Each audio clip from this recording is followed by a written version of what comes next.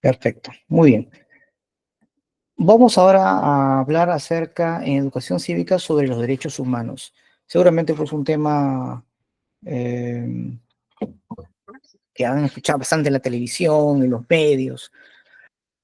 Lo curioso es que en el Perú, digamos, si bien esto es un tema muy controversial en los últimos años, a veces desconocemos bastante la importancia que tienen derechos humanos para nosotros los ciudadanos, para la sociedad en general, ¿no? Si bien es cierto, son tratados internacionales que están por encima inclusive de la Constitución, ¿ya? Hay que tomar en cuenta que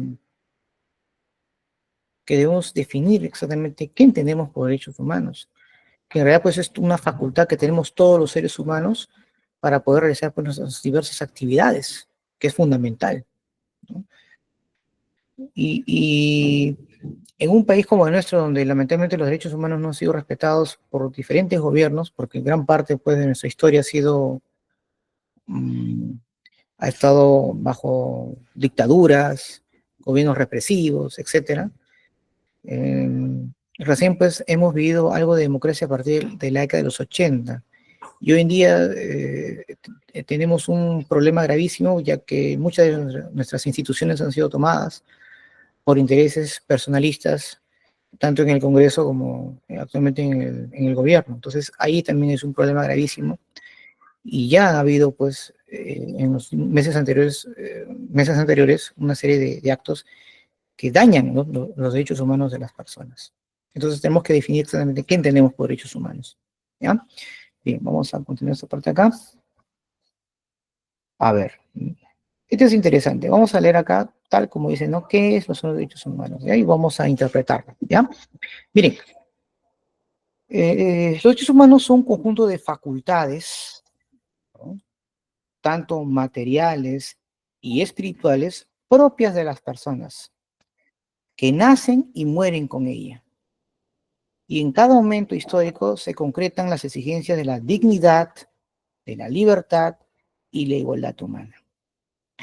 Esto es muy importante porque si nosotros hacemos un análisis histórico de los derechos humanos en la humanidad, recién lo vamos a encontrar en los últimos 300 años. El más notorio es cuando, como parte del proceso de la Revolución Francesa, se admite lo que es los derechos del hombre y del ciudadano. Y recién, después de la Segunda Guerra Mundial, allá por, bueno, la guerra acabó en 1945, pero la ONU, que se crea justamente después de la guerra, en 1948, eh, habla acerca pues, de los derechos, ¿no?, del hombre a nivel, de manera universal. Es donde ahí empieza a tomarse en cuenta esto de los derechos humanos, ¿no?, por las diversas catástrofes que hubo como consecuencia de la guerra. ¿De acuerdo? Y a partir de ahí, pues ha ido creciendo paulatinamente. Ahora, ¿quién protege los derechos humanos? Bueno, es el Estado mismo que debe proteger y garantizar la vida y los derechos humanos de todas las personas. Pero lamentablemente el Estado es el primer perpetuador en, en no hacer validar los derechos humanos de la gente. ¿Por qué? Porque el Estado tiene el monopolio de la fuerza, del poder. Lo que ocurre es que cuando surgen los estados modernos, jóvenes, la sociedad eh, prácticamente pierde una libertad, por así decirlo, frente al Estado. El Estado obviamente se apropia de la libertad de la gente porque va a poner pues, las normas, las leyes, las sanciones, e impone pues la fuerza, ¿no?, principalmente por la vía militar, por ejemplo, y que gracias a ello, o frente a esa situación, entonces el ciudadano le exige al Estado protección, le exige garantías, ¿no? Y lamentablemente, pues el Estado, al menos en el Perú y en otros países, principalmente del tercer mundo, no ha cumplido con esas exigencias. Pero es interesante, ¿no? El primer defensor o el responsable de proteger los derechos humanos es el Estado. Y ahora habla, pues, de que el Perú, por ejemplo, está pensando en separarse, ¿no?, del Pacto de San José, que nosotros hemos adherido hace mucho tiempo atrás junto con algunos otros países, ¿no? Muy bien, vamos a continuar aquí. Bien, esto es fundamental para que tengamos un día, tengamos en cuenta un poco sobre los antecedentes, ¿no? En este caso, los orígenes de los derechos humanos a nivel universal, ¿no? En 1948, ¿no? En la ONU, ¿no? Se declara, pues, la Declaración Universal de los Derechos Humanos, ¿no? Y es un documento, dice, que proclama 30 derechos en la cual todo ser humano tiene, obviamente, tiene como facultad. Ahora, ¿cuáles son estas características, profesor, de los derechos humanos? Esto es muy importante, vamos a ver aquí. A ver acá. Esto es fundamental. Esto es lo que más viene en los exámenes de admisión, ¿ya? A ver, y voy a explicar cada una de ellas, ¿ya? Dice, una de las primeras características es que los derechos humanos son inherentes, ¿no? Es decir, derivan de la naturaleza humana. Como, es decir, los derechos empiezan desde la concepción, no desde el nacimiento, ¿eh? Desde la concepción. Por eso que en nuestro país el aborto, por ejemplo, ya es considerado un delito, porque se está privando, obviamente, que este ser que esté dentro del vientre de la madre tenga, obviamente, un progreso adecuado, ¿no? Desde el cigoto, embrión, feto, ¿no?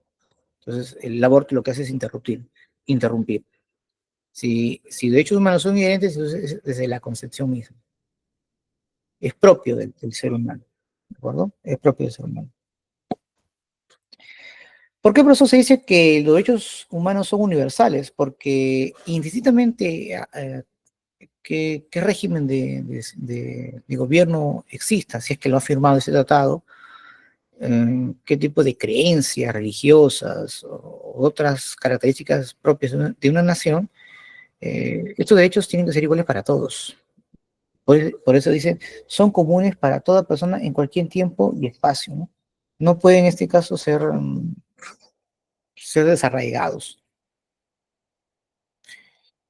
Ahora, hay muchos países que han firmado el Pacto de San José. Lo curioso es que hay algunos que no, y a pesar de ello promueven, ¿no?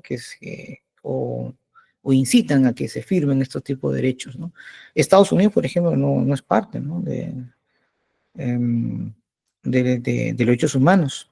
Por eso que ahí en ese país, por ejemplo, la pena de muerte es aplicable en algunos estados. En Canadá tampoco, Nicaragua y algunos otros países no han firmado, ¿no?, el tratado. Si por ahí preguntan, profesor, ¿y el Perú puede desligarse del tratado? Por supuesto, no hay una obligación, pero eso implica una serie de trámites que se debe realizar y que pueden durar entre 3 a 5 años. Pero repito, ¿no? En un país donde los derechos humanos han sido violados constantemente, a pesar de hacer firmarlo, imagínate cuando nos separemos, ¿no? Es una preocupación que va a tener nuestra sociedad más adelante. Entonces hay que tener mucho cuidado con, con la sola idea de desligarnos, ¿no?, del Pacto de San José.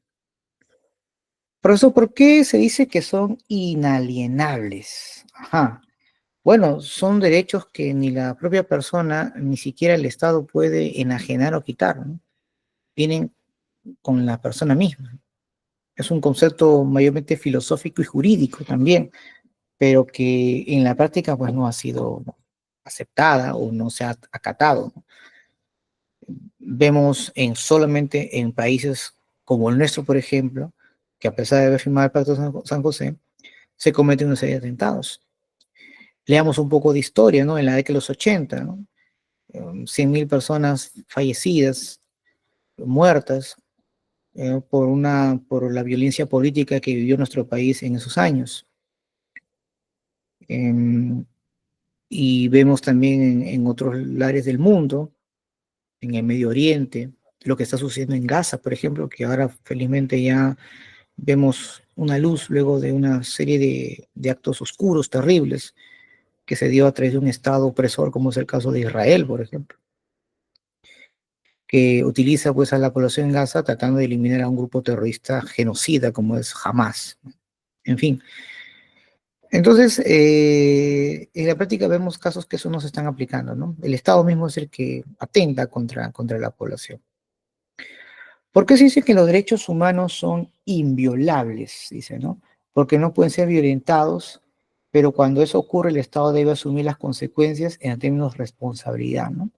Claro, pero eso no es suficiente, ¿no? Porque ya se cometió el acto, ya se cometió el homicidio, el genocidio por parte del Estado y luego trata de, de pedir disculpas, de resarcir esto a través de una indemnización que puede darse a los familiares, pero el daño está hecho, ¿no?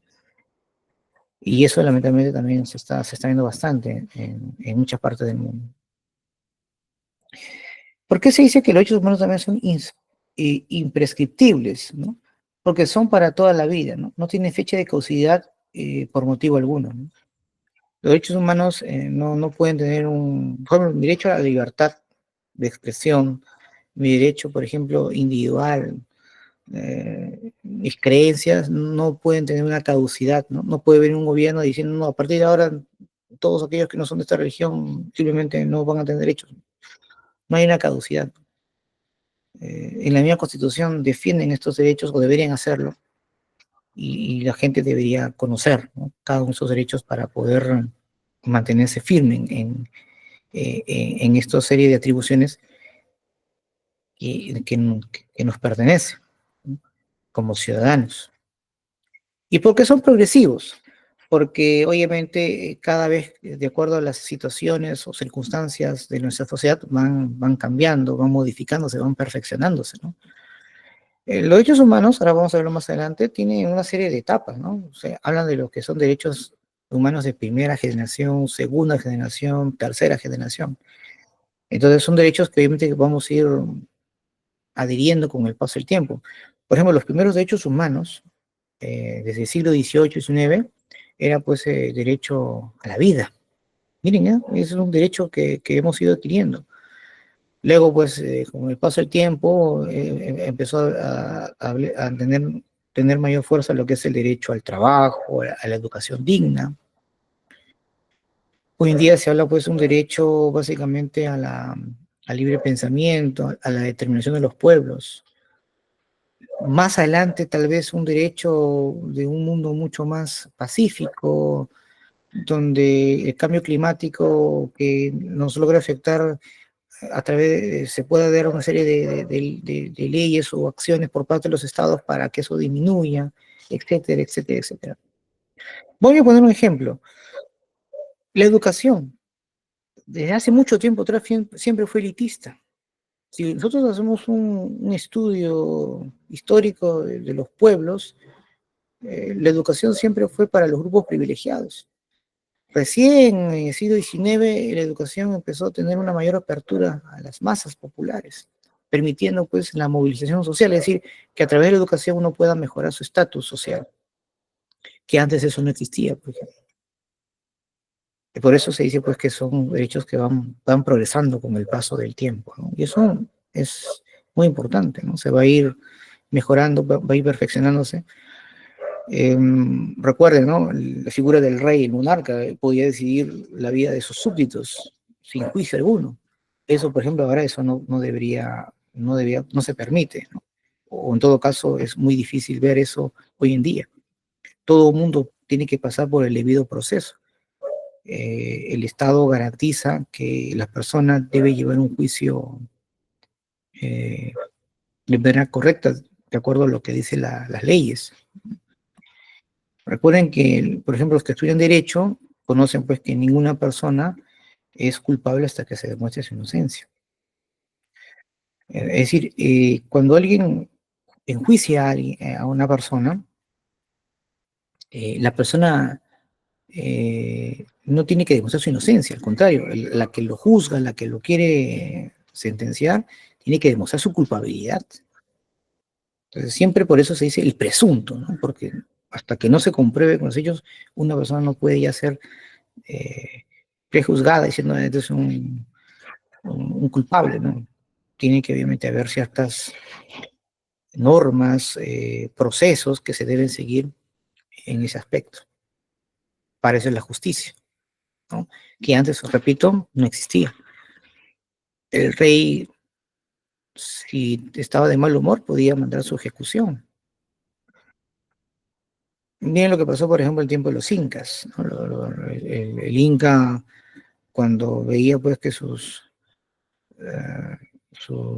altos mandos militares cometían errores gravísimos en las derrotas, los mandaban a eliminar. El propio Pachacútec o Tupac Yupanqui eliminaba, pues, sin dudar a aquellos generales, altos mandos o incluso hermanos, los mandó a asesinar. Entonces, ahí se dan cuenta que eran tiempos donde pues, el término derechos humanos no existía, no había una conciencia social sobre ese aspecto. Hoy en día, sí. Y poco a poco esto va también teniendo mayor fuerza y eso es muy bueno por parte de los jóvenes que hacen manifestaciones, marchas, protestas, comentan, ¿no? Y eso es muy importante porque la gente poco a poco se está dando cuenta del valor que tienen los derechos humanos para sí mismo y para los demás. Muy bien. Vamos a ver entonces, estas son las características de los derechos humanos, ¿ya? Vamos a ver aquí, continuamos. Ahí está, es muy importante, ¿no? La clasificación de los derechos humanos. A ver. Vamos a empezar a hablar un poco sobre los derechos humanos de primera generación. Miren, esto se da justamente como parte pues, de la Revolución Francesa, chicos, ¿no? Claro que la Revolución Francesa, tema que de hecho vamos a tocar en historia, va a estar ligada con la burguesía. Y la burguesía no solamente pues va a aplicar derechos que los favorece, sino también también hasta cierto modo en la población en general, ¿no? Porque lo curioso es, ¿no? Recuerden que en la Revolución Francesa habla sobre la creación de los derechos del hombre y del ciudadano, ¿no? Y miren esa distinción. Claro, porque ¿quién era el ciudadano para los burgueses? El francés, mayormente ¿no? del lugar de donde nació, principalmente los burgueses, pero también quiso que estos derechos fuesen para aquellos que no eran franceses o no eran pues de los grupos de poder, en este caso la población, ¿no? Por eso habla del hombre, ¿no? Del hombre. Y bueno, gracias a ello pues los burgueses y un sector importante de la población empezó a tener ciertos derechos, no privilegios, ojo, derechos que van a ir ganándose, ¿no? Que obviamente principalmente pues quien más va a ser beneficiado de esos derechos es la burguesía, sin lugar a duda, ¿no? Y bueno, en Estados Unidos, por ejemplo, incorpora en su constitución este tema, ¿no? Los estados, los derechos civiles también, ¿no? Y políticos, ¿no? Pero algo bien curioso, ¿no? Si nosotros nos ponemos a analizar la constitución, la primera constitución que se redactó en 1776 por Thomas Jefferson y otros personajes importantes de la independencia de los Estados Unidos, no toma en cuenta a los indios, ¿no? A la población autóctona. Tampoco menciona estos derechos de los esclavos, que en ese momento todavía existían esclavos. Entonces parece que esos derechos solamente eran pues para los colonos, ¿no? Para los descendientes europeos, pero para los pueblos autóctonos de Norteamérica, ¿no? Y a los esclavos, para ellos pues no eran considerados seres humanos. ¿Mm? Ahí también como que no ha tenido, los derechos humanos de primera generación no han sido como que para todos, ¿no? Ha habido ciertos privilegios para ciertos sectores o grupos sociales. Pero bueno, vamos a ver acá algunos aspectos de los derechos humanos de primera generación, ¿ya? Miren, esto es interesante, vamos a ver acá. Por ejemplo, el derecho a la vida, que antes esto no existía. El derecho de igualdad ante la ley, esto es interesante. Antes una persona con gran poder económico no era pues imposible poder defender tu derecho frente a ese tipo de personas, ¿no? La gente que no tenía ese poder económico simplemente era imposible poder ganarle. Hoy en día existe también algo similar, ¿no? Los grupos de poder siempre, pues, a nivel de justicia, al menos en el Perú, pues, logran siempre ganar. Pero en otras partes del mundo, como Estados Unidos, las cosas no son tan así. hay personas, ciudadanos que sí pueden enfrentarse a los grupos de poder, porque allá la justicia es mucho más transparente y son instituciones mucho más sólidas, inclusive. De hecho, pues a la libertad de la seguridad personal, que se ha ido también consiguiendo, el derecho a la propiedad y a la herencia, a una nacionalidad, estos son los famosos derechos civiles. ¿Qué derechos políticos hemos obtenido en esta de derechos humanos de primera generación? Bueno, está pues el derecho a elegir, a ser elegido. Eso no existía en tiempos de la monarquía, ¿no? El rey gobernaba sin la aprobación del pueblo. Ahora sí tenemos el derecho, pues, a elegir a nuestras autoridades y además también en hecho de ser elegidos también, ¿no? Si es que cabe la posibilidad. Lo digo porque, obviamente, claro, todos nosotros tenemos derechos a gobernar, pero el proceso para hacerlo es complicado, ¿no? Formar un partido político, es mucha inversión, a veces hay que tener pues el apoyo de empresas que invierten en los partidos políticos, pero luego cuando llegas al poder, eh, tú gobiernas no para la población que te eligió, sino para esos grupos de poder que te ayudaron económicamente y ellos se benefician. Tenemos derechos a formar partidos políticos que se ha ido dando recién en los últimos años.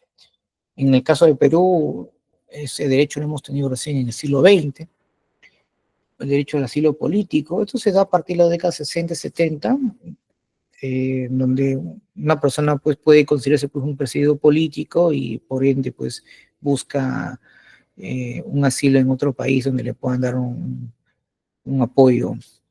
Mayormente uno se va pues, a las embajadas, ¿no? Y aparte, desde las embajadas van al país de origen. Pero también esto ha habido bastantes casos de, de no cumplirse. ¿Ah? Hay muchos personajes importantes que han pedido asilo político que con justa razón debían dárselos y al final se fueron entregados a las autoridades que los perseguían. Y hay otros que abusan también de este derecho para huir del país, lamentablemente. Y derecho, pues, a la ciudadanía. Esto es muy importante, ¿no? Es importante que entender por ciudadano, ¿no? ¿Qué es ser ciudadano? El ser ciudadano, pues, es una persona, obviamente, que, así como tiene derechos, tiene también deberes que cumplir con su nación. Aún todavía ese concepto nos es difícil de mantener y de complementar en nuestro país, ¿ya? Seguramente más adelante hablaremos de ese tema, ¿no? De ciudadanía. Continuamos, vamos a ver acá. A ver, vamos a hablar ahora de los derechos humanos de segunda generación. A ver, esto surge pues como consecuencia pues de los conflictos que se van a dar, que se van a dar pues durante la Revolución Mexicana, ¿no? Que se inicia en 1910. Ahí pues se estableció en la Constitución de Querétaro una serie de derechos, ¿no? Derechos económicos, sociales y culturales, por ejemplo. ¿Cómo cuáles son esos derechos, profesor? Vamos a ver acá, ¿ya? Por ejemplo, dentro de los que son los derechos económicos, el derecho al trabajo, ¿no? La gente antes pues ganaba pues una miseria, eran explotados, los campesinos mexicanos eran expoliados completamente, se les quitaban sus tierras, eran obligados a trabajos forzosos, prácticamente vivían en situaciones insalubres y de torturas. Con ello pues se consiguen pues los derechos al trabajo. Posteriormente, en Europa, en Estados Unidos y en otras partes del mundo, la clase obrera también se manifiesta, se dan una serie de luchas y gracias a ella, pues, logran tener una serie de derechos, entre ellas, pues, un derecho a las 8 horas de trabajo. Justamente el 1 de mayo se celebra el Día del Trabajo. ¿Y por qué el 1 de mayo? Porque ahí justamente muchas personas sacrificaron sus vidas para poder obtener ese derecho. Otro derecho, por ejemplo, es a una remuneración justa, al derecho a la sindicalización. En nuestro país, por ejemplo, en la década de los 90, ese derecho fue borrado. No habían sindicatos y si lo habían eran extorsionados por el Estado peruano. El trabajo, pues lamentablemente, ya no se convirtió en un trabajo fijo, sino flexible, en la cual pues podía ser eh, eh, despedido sin algún tipo eh, de notificación o sea, un despido sin justificación alguna. Hoy en día muchos jóvenes trabajan en condiciones no aceptables. Hay tercerizaciones, hay regímenes de trabajo, ¿no? Que son denigrantes, gente que no está en planilla, en fin, una situación terrible, donde el trabajo prácticamente ha sido denigrado. Y hasta el día de hoy no hay, digamos, una ley que defienda al trabajador, sobre todo al joven. No hay, no existe. El derecho a la huelga, por ejemplo, también es un derecho que también ha sido violentado en nuestro país. En cuanto a derechos socioculturales, tenemos pues el derecho a la seguridad social, el derecho a la salud, algo que también no hemos logrado completamente, lamentablemente. Bueno, nuestro sistema de salud es desastroso, los hospitales no se abastecen y somos muy mal atendidos. Derecho pues a las pensiones, que aún todavía pues en nuestro país al menos no se cumple. Un pensionista, un jubilado que gane 400 soles, 500 soles, no es justo, ¿no? Tantos años que ha aportado al Estado y a la empresa que gane esa miseria es denigrante. El derecho a la educación, algo que todavía tampoco no hemos logrado, no tenemos todavía una educación de calidad, no todos podemos tener el derecho o el beneficio de una educación digna, de calidad, ¿no? Digamos, muchos de ellos venimos de colegios precarios, de una educación donde carecemos de infraestructura, por ejemplo, de internet, de materiales educativos, en fin. En muchas zonas rurales tenemos una educación pésima, ¿no? Y sin embargo son derechos que toda persona debe tener. Supuestamente en la Constitución dice pues que la educación peruana debe ser para todos, pero acá vemos que mayormente pues la educación, o una persona que recibe una buena educación es cuando tiene mayor inversión o gasta más. Eh, y no debería ser así. En otros países, por ejemplo, en las universidades públicas está tanto las personas de la clase media y de sectores populares y también las clases altas. Ellos reciben la misma educación, tienen las mismas oportunidades.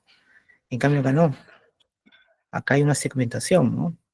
Universidades privadas, sobre todo las más costosas para un determinado sector de la población, y las públicas o algunas privadas que no son de muy buena calidad, pues para el resto de las personas, por ejemplo, ¿no? Entonces ahí no vemos una equidad, ¿no? De educación para todos, por ejemplo. Y pues el derecho pues a la familia, ¿no? También que ha sido muy golpeada, ¿no? En nuestra sociedad. Bien, estos son los derechos humanos de segunda generación. Ahora vamos a ver los derechos humanos de tercera generación, que justamente surge con la creación de la ONU en 1945. Pero ojo, estos derechos universales se dan en 1948. Pero a diferencia de los derechos que hemos visto, sobre todo en la primera generación, aquí en esos derechos de tercera generación son derechos mayormente colectivos. Esos son derechos que se aplican pero para un conjunto de personas, ya no de manera individual como los anteriores. Como por ejemplo, este derecho pues a la armonía, a la paz, a la protección del medio ambiente, a la solidaridad, al libre desarrollo o determinación de los pueblos. Profesor, ¿es posible que más adelante tengamos derechos de cuarta generación? Posiblemente. Cuando ya estos derechos, por ejemplo, se vayan afirmando o consolidando, tengamos pues nuevos derechos, ¿no? Por ejemplo, mucho se habla de los derechos, bueno, ya se habla de la protección del medio ambiente, pero habrán pues derechos, por ejemplo, al uso de la Internet, que es vital hoy en día. Seguramente vamos a tener nuevos derechos que tengan que ver o estén relacionados con la biogenética, con la forma o concepto de entendimiento o de forma de entender lo que es la familia, ¿no? El tema de la propiedad, en este caso, de la protección de nuestros datos personales, por ejemplo, ¿no? O algún tipo de derecho que esté relacionado con la inteligencia artificial, por ejemplo. Entonces, claro, a medida que nuestra sociedad va desarrollándose, van a haber pues ciertos derechos que también van a ir notándose cada vez más y se van a ir acoplando. Claro que sí. Entonces es muy posible que tengamos pues derechos humanos de, de cuarta generación, posiblemente. Por supuesto que lo vamos a tener, ¿no? Pero tiene que ver, me imagino, más con esos enfoques, ¿no? Que estamos viviendo, ¿no? Eh, el tema, por ejemplo, del derecho, como mencioné, al uso de la Internet, ¿ya? Se tiene que convertir en derecho porque es vital el uso de la Internet en ese momento. De los datos personales, que cada vez pues estamos siendo víctimas de que nos puedan hackear, nos puedan vulnerar nuestros datos personales y pues ser divulgados y por ende pues ser chantajeados en las redes, por ejemplo, ¿no? Entonces, seguramente vamos a tener pues derechos que estén relacionados a las nuevas tecnologías, de hecho que sí, ¿no? Y también con la forma como el Estado se comporta frente a sus ciudadanos, que cada vez pues vemos regímenes un poco más drásticos, ¿no? Y lo vemos ahí en, en estos momentos, ¿no? El ascenso de Donald Trump, por ejemplo, va a tener un cambio significativo no solamente para los ciudadanos de los Estados Unidos, sino también para los demás pueblos del mundo. Y vemos también muchos otros presidentes que siguen ese mismo lineamiento, ¿no? Del presidente actual de los Estados Unidos. Bien, chicos, vamos a hablar ahora eh, de los derechos constitucionales. Esto es muy importante, ¿no? Son derechos humanos, obviamente, que están adscritos a nuestra Constitución. Y lo vamos hoy día a conocer, cada una de ellas, ¿ya? Por ejemplo, vamos a ver acá lo que mencionamos aquí. Dicen, los derechos constitucionales son los derechos que gozan los seres humanos reconocidos por el Estado peruano y que se encuentran plasmados en la Constitución Política del Perú de 1993. Una constitución pues muy polémica, ¿no? Para muchos. Profesor, ¿y por qué polémica esta constitución? Bueno, no solamente porque obviamente fue creada pues durante el gobierno de Fujimori, sino por la forma como fue creada también, ¿no? Porque tuvo otra connotación. Pero eso ya lo vamos a enfocarnos cuando nos toca hablar sobre la constitución o cuando hablemos del gobierno de Fujimori, ¿no? Ahí voy a dar mayores alcances, ¿ya? Bien, por ejemplo, uno de los derechos fundamentales que están pues, en el artículo 1 es la defensa de la persona y el respeto a la dignidad como fin supremo de la sociedad y del Estado, ¿no? ¿Cuáles son estos derechos fundamentales? Bueno, este grupo se considera pues, los derechos humanos que se ejercen individualmente y se oponen o que se oponen a los demás integrantes de la sociedad del Estado, ¿no? Reciben pues el nombre de fundamentales porque son esenciales para la convivencia social y el ejercicio de los demás derechos. O sea, estas son las bases, ¿no? De los demás derechos que tenemos como ciudadanos y que están plasmadas en nuestra Constitución. ¿Y cuáles son esos derechos fundamentales? Vamos a verlo a continuación. Por ejemplo, el derecho a la vida, a una identidad, a su integridad moral, psíquica y física. El derecho a la igualdad ante la ley. Como ven, son los mismos derechos de la primera generación que están plasmados en la Constitución, pero que se aplican en el Estado peruano. A la libertad de conciencia y religión en forma individual o asociada, a la propiedad privada y a la herencia, a su identidad étnica y cultural, a su nacionalidad legítima y defensa, al honor y a la buena reputación, a la libertad de tránsito y seguridad personal, a mantener reservas sobre sus convicciones políticas, filosóficas, religiosas o de cualquier otra índole, así como a guardar el secreto profesional.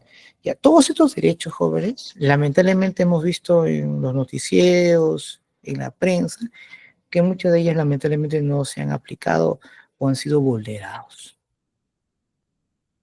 Y ustedes mismos lo saben porque seguramente están muy al día en las noticias, ¿no? Entonces, ahí, por ejemplo, están en la Constitución vigente, pero en la práctica no se ha cumplido. Muy bien.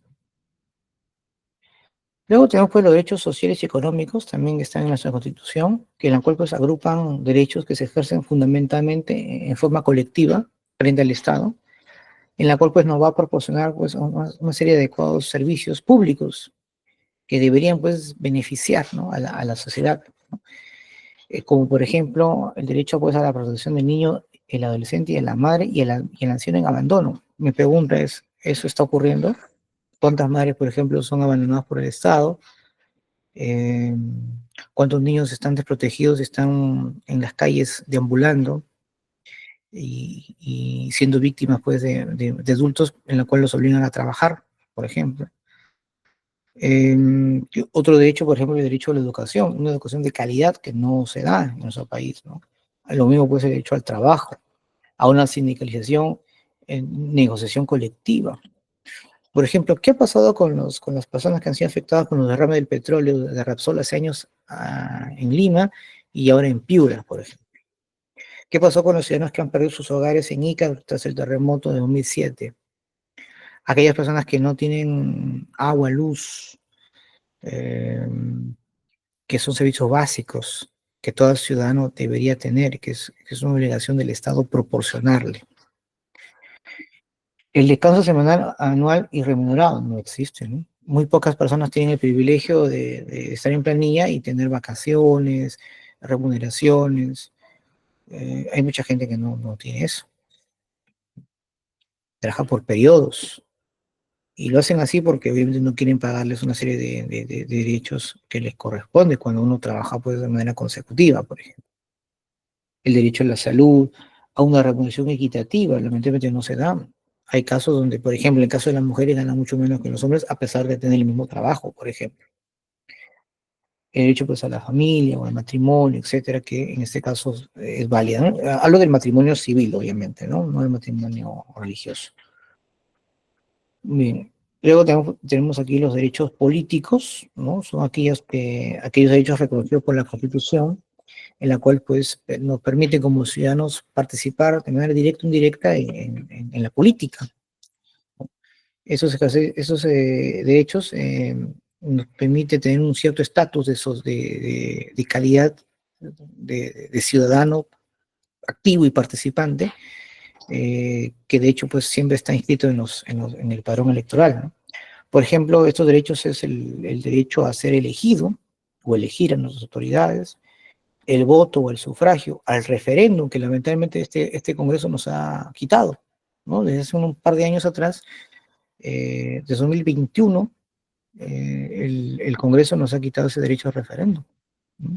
E incluso, recuerden que el último referéndum que se dio por parte de nosotros, como ciudadanos, habíamos mencionado pues que no queríamos tener un Senado, y ahora pues vamos a tener un Senado a la fuerza, vamos a tener 60 legisladores, 60 senadores, que de hecho van a tomar el control total de las leyes, reemplazando al Tribunal Constitucional. Porque este grupo de senadores lo que va a hacer es tratar de tapar, de limpiar todo lo que han hecho los congresistas actualmente, porque incluso muchos de ellos están buscando reelección a través del Senado. Entonces nos han quitado lamentablemente esa posibilidad, ¿no?, del referéndum. Por ahí dice, profesor, ¿qué es un referéndum? Es la capacidad o la facultad que tenemos los ciudadanos de tomar decisiones a través de nuestro voto o consultas en determinadas situaciones que el gobierno de turno nos plantea, ¿no? Pero ojo, el referéndum solamente se da en determinadas situaciones. Por ejemplo, en el caso del referéndum no se aplica en atentar contra los derechos humanos. Por ejemplo, si se dice, vamos a hacer un referéndum para ver si aplicamos la pena de muerte, no se aplica el referéndum para ello. Pero sí se puede ver un referéndum para, por ejemplo, hacer cambios en la Constitución, pero cambios que se puedan darse, ¿no? Por ejemplo, en el aspecto político, cultural. Lo curioso es que el referéndum no se aplica para cambios económicos, ¿no? En el tema económico, presupuestal, la Constitución nos prohíbe eso, ¿no? Pero sí podemos hacer algunos cambios, normas o leyes. También pues el tema de algún tipo de consulta que se pueda hacer con respecto a las autoridades también, pero como repito, este Congreso nos ha quitado esa facultad, ¿no? También pues el derecho pues a la rendición de cuentas, ¿no? Que las autoridades pues nos digan, oye, ¿en qué se ha gastado en el presupuesto tal, ¿no? Eh, Eso, por ejemplo, los regidores, perdón, los alcaldes, los gobernadores están obligados a decir a la población, si es que lo piden, en qué se han hecho los gastos, ¿no? Con los impuestos del ciudadano, en qué lo han invertido, en qué lo han gastado. Esto sí todavía existe, lo que es la revocatoria de autoridad, es decir, cuando para poder no estar de acuerdo, a mí este alcalde, por ejemplo, es funesto, entonces hay que hacerlo, hay que revocarlo, ¿no? hay que ya no termine su mandato. Lamentablemente esta revocatoria en años pasados ha sido utilizada más que todo como una argucia política, ¿no? Es decir, los opositores que han perdido siempre buscaban esta revocatoria para sacar al alcalde electo. Por eso que ha habido ciertos ajustes, por ejemplo, ¿no? Pero es viable, ¿no? Este tipo de, de instrumento que tiene el ciudadano para poder corregir, ¿no?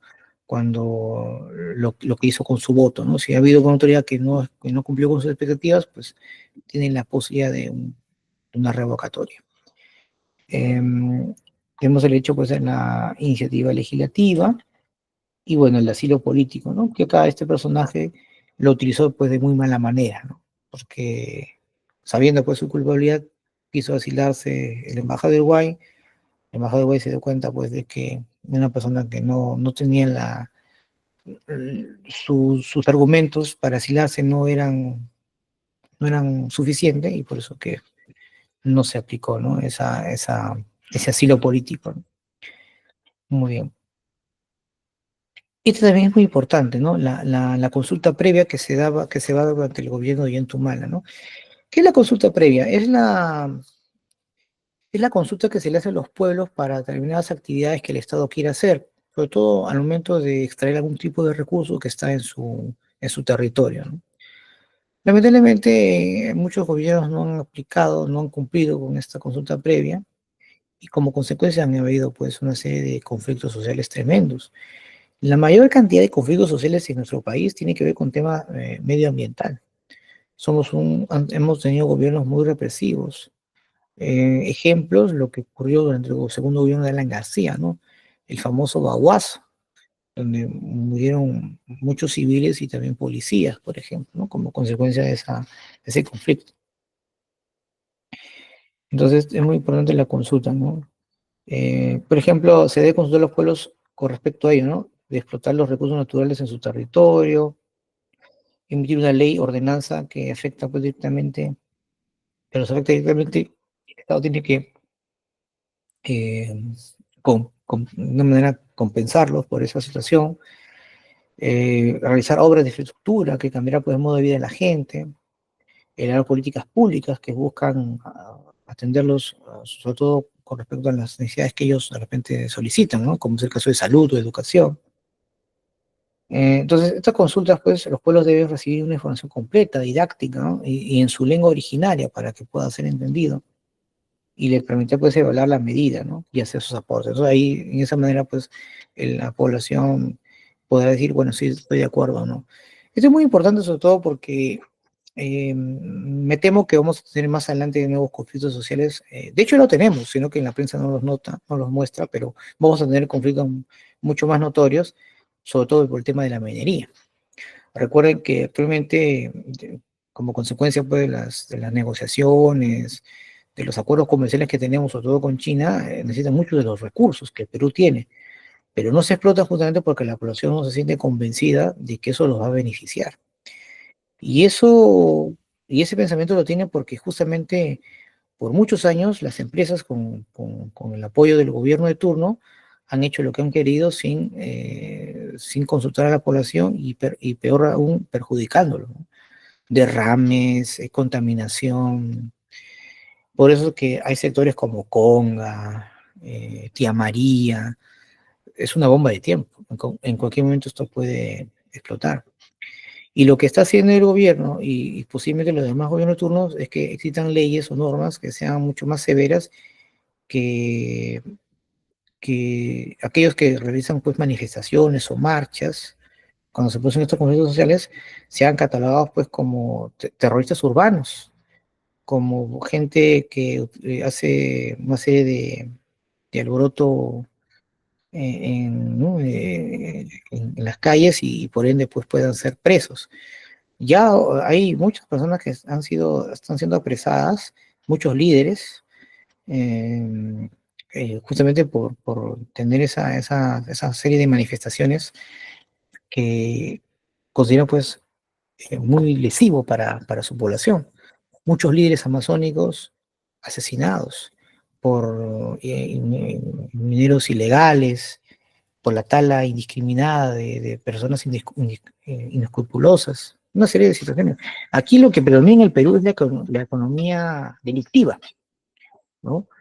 Por eso es que estamos viendo aquí mucho sicariato. Y ¿por qué? Porque estamos en una economía ilegal, en muchos casos, informal, y eso lamentablemente es un caldo de cultivo para grupos criminales, tanto nacionales como extranjeros, ¿no? Eso también es algo importante que mucha gente no conoce eso, ¿no? El problema acá de la delincuencia, del sicariato, tiene que ver justamente con la actividad económica que tenemos, ¿no? La informalidad, la ilegalidad, y un Estado inoperante que no actúa en su momento y que deja que esto continúe, ¿no? Bien, aquí tenemos acá unos convenios ya, importantes, ¿no? Aquí les dejo para que lo puedan leer acá, ¿ya? Que lo lean, convenio 269 de la OIT, ¿no? La Organización Internacional del Trabajo. ¿Ya? Les voy a leer, ¿ya?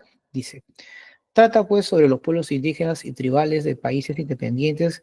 Es un tratado internacional adoptado por la Conferencia Internacional del Trabajo en Ginebra el 27 de junio de 1989, siendo ratificado por nuestro país en septiembre del 2008, entrando en vigencia el 15 de septiembre del año 2009. El convenio se fundamenta en el respeto a las culturas y las formas de vida de los pueblos indígenas y se reconoce sus derechos sobre las tierras y los recursos naturales, así como los derechos de decidir sus propias prioridades en lo que atañe al proceso de desarrollo.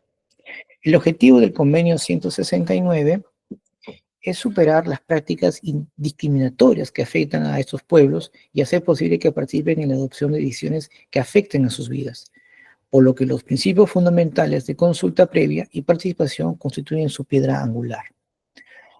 Bueno, lamentablemente este tipo de actividades tampoco o de acciones no ha sido suficiente, ¿no?